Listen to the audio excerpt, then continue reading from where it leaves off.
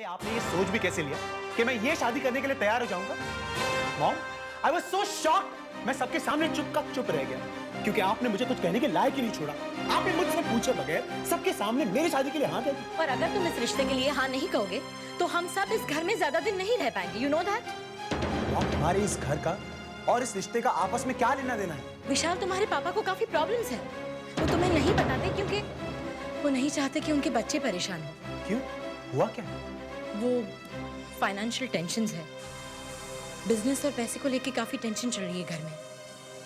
और तुम्हारे पापा पूरी रात सो नहीं पाते और अब मुझसे उनकी ये हालत देखी नहीं जाती। तुम तो जानते हो विशाल, तुम्हारे पापा का एक ही सपना है, अपने बच्चों को दुनिया की सारी खुशियां दे सके।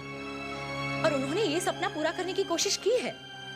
विशाल, तुम ही बताओ, आज तक तुम्हारे पापा ने तुम्हारी परवरिश में कोई कमी रखी है? नहीं ना?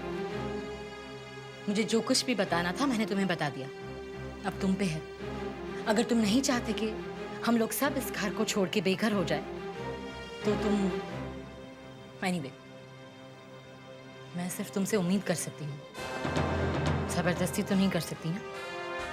देखो बेटा, शादी तुम्हें करनी है तो फैसला भी तुम्हारा ही होगा।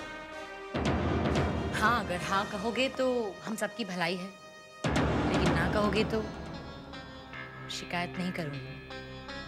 लेकिन तुम्हारे पापा को आदित्य से फाइनेंशियल हेल्प की उम्मीद थी। आदित्य तो तुम्हारी ना को पर्सनल इंसल्ट ही मान लेगा ना।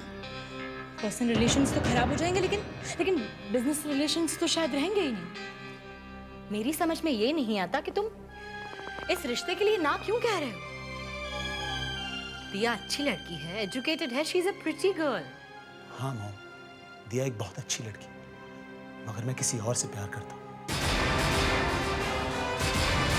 और तुमने मुझे अब तक बताया भी नहीं।